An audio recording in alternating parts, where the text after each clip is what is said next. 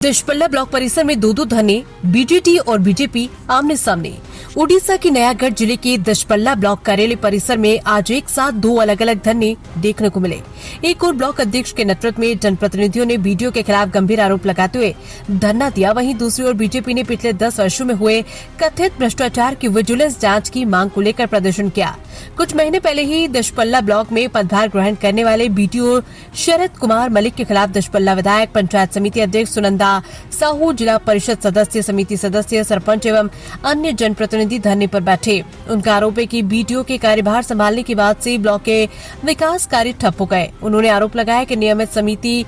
बैठकों का आयोजन नहीं किया जा रहा तथा विभिन्न पंचायतों में स्थानीय ठेकेदारों को काम न देकर अपने करीबी लोगों को मनमाने ढंग से कार्य आवंटित किए जा रहे। वहीं बीडीओ शरद कुमार मलिक ने अपने ऊपर लगाए सभी आरोपों को सिरे से खारिज किया। उन्होंने कहा कि पदभार संभालने के बाद से वे स्वयं विभिन्न पंचायतों का दौरा कर रहे हैं, लोगों से सीधा संवाद कर उनकी समस्याओं का समाधान करने के लिए तत्काल कदम उठा रहे हैं। इधर दशपल्ला बीजेपी ने भी ब्लॉक में पिछले 10 वर्षों के कथित भ्रष्टाचार की विजिलेंस जांच की मांग की है और अलग धरना दिया। अब देखना ये होगा कि आरोपों, प्रत्यारोपों और विरोध प्रदर्शनों का अंत कब और किस निष्कर्ष पर पहुंचता है। नयागढ़ ओडिशा से संवाददाता अजित कुमार दास की रिपोर्ट। दशपल्ला गोष्ठी उन्नयन अधिकारी श्रीयुत शरद मल्लिक आसिला दिन ठारू दशपल्ला ब्लॉक रे जो भली भाव रे प्रत्येक मुहूर्त रे तांकर जो अगणतांत्रिक कार्यक्रम जनप्रतिनिधि मानकर कंठरोध करवा, तांको असम्मान करवा भली कार्यकलाप एवं जो भली भाव रे दुर्नीति एठी वृद्धि पाई ता विरुद्ध रे आज दशपल्ला ब्लॉक रो समस्त जनप्रतिनिधि, सरपंच, समिति सभ्य ठारू आरंभ करी जिला परिषद चेयरमैन, भाइस चेयरमैन समस्त आज एकत्रित होती। ए विषय रे बारंबार जिलार प्रशासनिक अधिकारी जे कि मुख्य निर्वाही अधिकारी,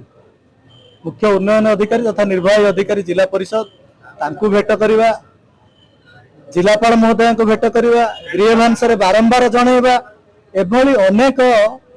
तांकर जो ग्रीवेंस रहितिला ताकु जनैला पर मध्य भी प्रशासन चिरनिद्रा शोइछि, कौनसी कर्णपात कले नाही एवं बारंबार सेमानकु प्रतिश्रुति देई जे आमे बुझिबा निश्चित भाव में जहाँ भी बीडीओ द्वारा कार्यकलाप होउछि जोड़ा कि अगणतांत्रिक ता विरुद्ध रे निश्चित भाव में कार्यानुष्ठान नबा एभली कथा देई वर्तमान कौनसी कार्यानुष्ठान नेले नाही। एवं जो जो दाबी पत्र को नहीं आज एटी जो आमर जनप्रतिनिधि माने एकत्रित होइछन्ते आपण माने जानिथिबे जोटा कि सेमानकर हक समिति सभ्य सभ्य सरपंच सभ्य सभ्य मानकर हक होउछि जे प्रत्येक 2 मास रे पंचायत समितिर बैठक बसिबा एवं सेटा को से मध्य करे दउ नाहंती। जते बेले देखंतु आमे विभिन्न दाबी नै कि आमे आगुरु कलेक्टर को जणैछु, सीडीओ सार को जणैछु एवं से दाबी हमर पूर्ण न होले आमे 7 दिन मध्य रे आमे धारणा रे बसिबो बोली आमे लेखि देइथिलु पूर्व, किंतु हमर ए पर्यंत कोनोसी गोटे भी दाबी पूर्ण हला नै। जोथै आज आमे धारणा रे आज आमे समस्त सरपंच, समिति, जिला परिषद माने आमे समस्त धारणा रे बसिछु। मुख्य दाबी थिले हमर प्रति 2 मास रे समिति बैठक हवा कथा,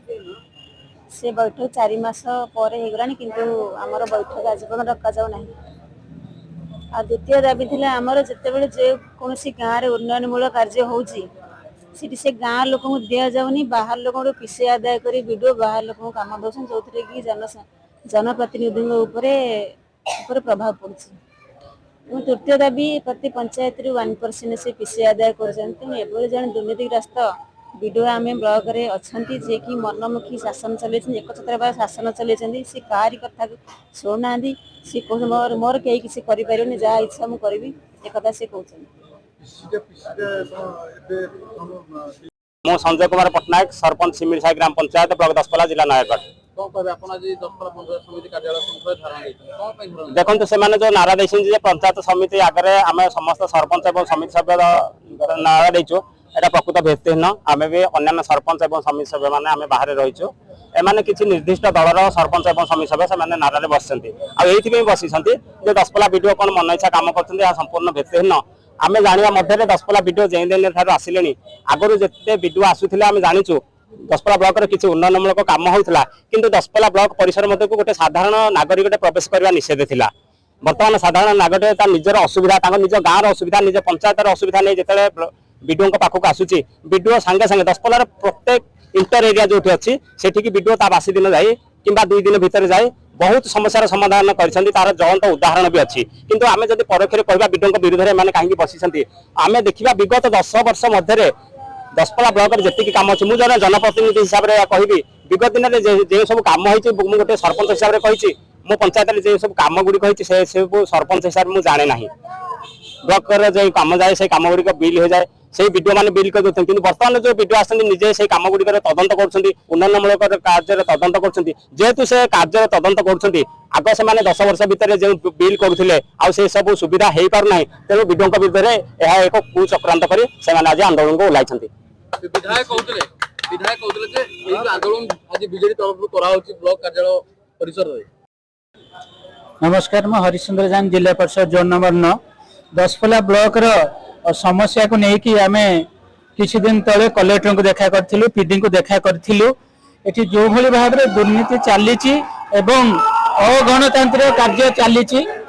सरकार नियम संविधान जहाँ नियम रहा कथा से नियम को विरोध करके काम चली जनप्रतिनिधि मानकर कथा शुणा जाऊनी लोक मैंने जो कथा चाहूँगी से कथा शुणा जाऊनी किंतु दशपल्लार वीडियो जे अच्छा सी ऊपर खाली प्रेसर आसूची सी ऊपर लोक कथा खाली शुणुंट साधारण लोक कथा शुणुना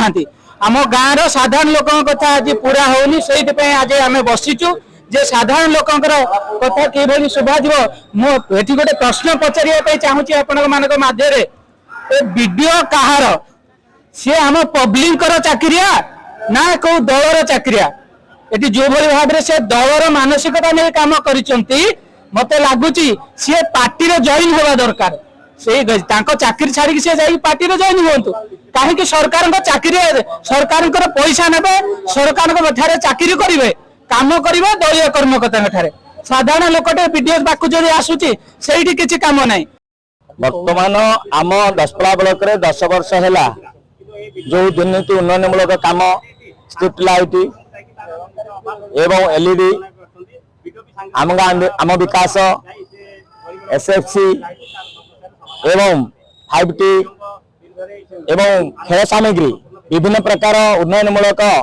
10 वर्ष है दुर्नीति होती से प्रतिवाद रे जिलापाल को जना जाइए एवं उन्नयनमूलक समस्त ऑफिसर को जना जाइए आज सुधा कौन प्रकार प्रतिवाद कौन प्रकार पदक्षेप नहीं आज आम